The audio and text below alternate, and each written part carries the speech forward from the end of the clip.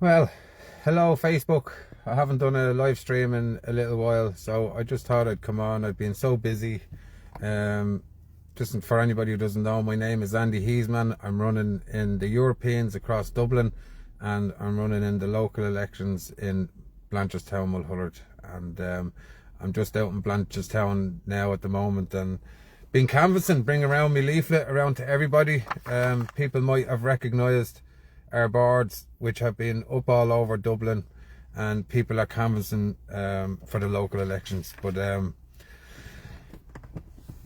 been going around. I ran out of leaflets very fast, the bundle that I did have in my hand, in talking with businesses, going in, seeing how they're feeling about the current situations. And I tell you, I'm striking up some really good conversation. I went into one small businessman that I knew from the past, and having a chat with him. Lovely guy. He's running the business there 14 years, and has a steady income coming in, steady wage, building up his savings in the bank and all this kind of stuff. And he's trying to get a house. He can't get a house, even as a small businessman, running a business 15 years. And he's struggling to get a mortgage. And I'll tell you why. Because the banks are trying to tell him, because he's single, and because of other issues, that he needs to earn nearly up to 120 grand a year to get a house. And he cannot leave the parents' house. And he's saying, I'm giving it one more year. After that, if it's not going to work for me, I'm leaving. He says, I'd be devastated to leave my business after 15 years of establishing himself in Blanchardstown, is struggling to stay here because it's cheaper to buy a ticket. So this is happening right across the board. Like, there is a serious problem with this, because the Irish people are seeing it so profitable to leave Ireland. It's so much cheaper to leave Ireland. You can go and you can put a down deposit off a house for a couple of grand in another country, and away you go. So the incentives for the Irish people leaving this country is very, very big now for a young. They don't see a future here. Businessmen who are working here don't see a future here, because, like, what's the point of running a business if you can't buy a home, if you've been saving for so long? So I just thought I'd come on and talk about that, because it's a serious issue, you know. And how do we stop this problem? How do we turn things around, you know? And it's really easy. All we have to do is close our borders, start putting the Irish first, because the Irish, they're just not being put first at all. And how many people are emigrating out of this country, or migrating out of this country and leaving us, you know? So just wanted to bring them concerns, especially in Blanchardstown. It seems to be pretty big. They see a big replacement going on, you know.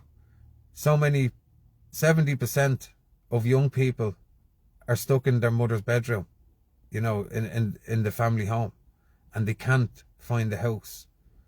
So how do we sort out this problem when we have fake UGs coming in here and getting turnkey modular homes, you know? So even this guy was saying, oh, I should go up the north and come down a refugee, and they'd give me a home then, you know? So they're really, really rubbing it into the Irish people's faces. They're rubbing it in, and they're squeezing them out as much as they possibly can. The Irish people are being squeezed out of their own homes, squeezed out of the country, and to leave. And there's a massive amount leaving, and we've got to stop this. We've got to start making Ireland profitable for our own people. And it's not. The only profit to be made in Ireland is for refugees that are coming in here. Another issue that I'd like to talk about, which is pretty serious, is because what's going on with the NGOs in Ireland? How have they captured the narrative and the media and government policy? Because what they are doing right now is that they are bringing people straight off the boat. They're not only just running them in the likes of Sinn Féin, Fianna Fáil, Fine Gael, People Before Profit and all them, they're not just running in them. They are bringing them in and setting them up as independents to run. They don't know nothing about Ireland. They don't know nothing about the Irish people. They don't know nothing about the issues that we face, because they're coming straight off whatever boat that they've came here on, and they're being brought in by NGOs straight and given everything they need to run as an independent candidate. That's what's happening with the NGOs. They are bringing in all the refugees and putting them in to run as independents, not just in parties. So what they're trying to do is they're trying to dilute the feeling for independence. Everybody wants to go and vote for independence right now. So they're using that against us to run non-national independence, and they're literally only after walking into this country.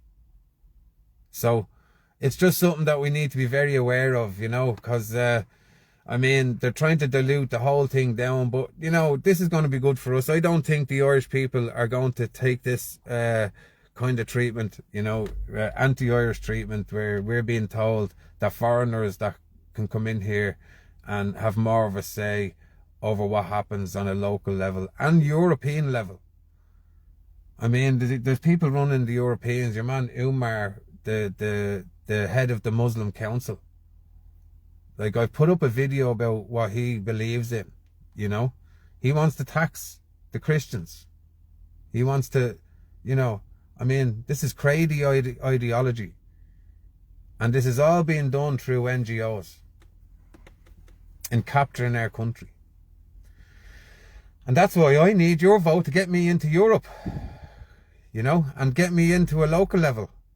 Because there's nobody out there that will fight like me inside them council meetings, inside the European Parliament. Nobody will fight like me. And I don't want to keep fighting on the streets when all these regulations and things get passed, policies get passed, and they filter down to a street level, and that's where we're all left to fight them. We have to get in on the local level and push back hard in every council meeting, and changing the narrative to what the Irish people need, and to housing the Irish first.